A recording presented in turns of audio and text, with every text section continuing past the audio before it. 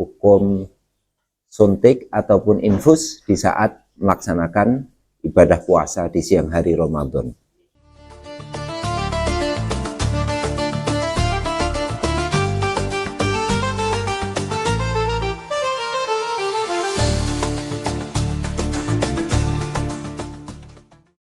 Assalamualaikum warahmatullahi wabarakatuh.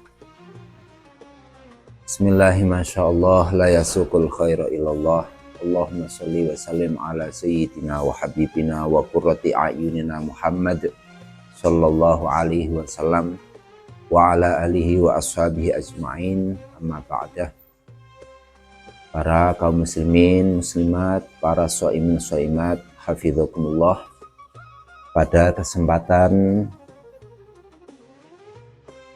yang berbahagia ini ingin kami sedikit berbagi tentang keilmuan mengenai puasa, yang mana kadang-kadang kita ini bingung bagaimana ketika kita melakukan sesuatu, apakah itu membatalkan puasa atau tidak. Yang perlu dipahami adalah di dalam puasa kita ini ada hal-hal yang cuman membatalkan pahala puasa, tetapi puasanya sah. Dan juga ada hal-hal yang membatalkan puasa sekaligus pahalanya.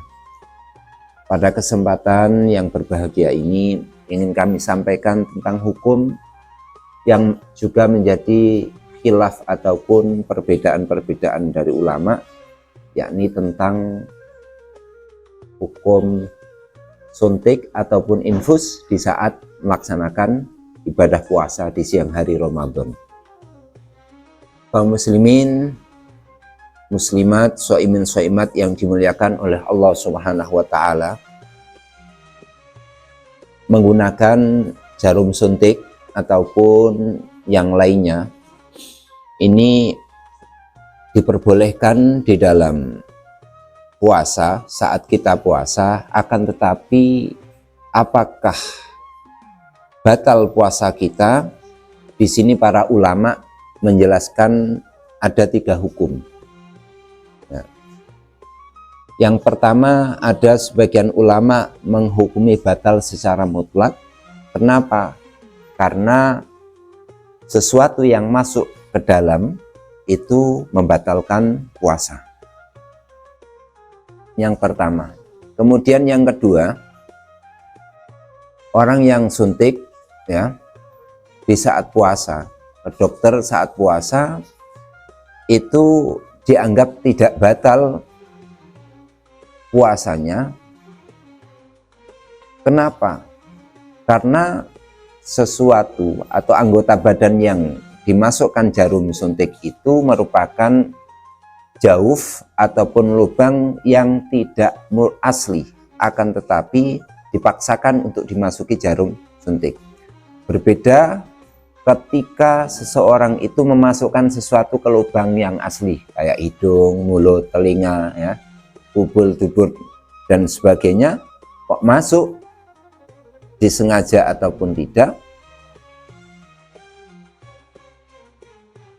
asalkan dengan tidak hati-hati, maka ini membatalkan puasa.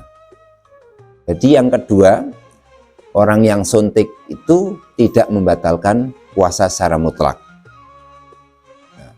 Dan yang menarik para muslimin muslimat, shaimin shaimat adalah yang ketiga ini. Jadi ditafsir hukumnya. Ketika seseorang melakukan suntik ataupun infus,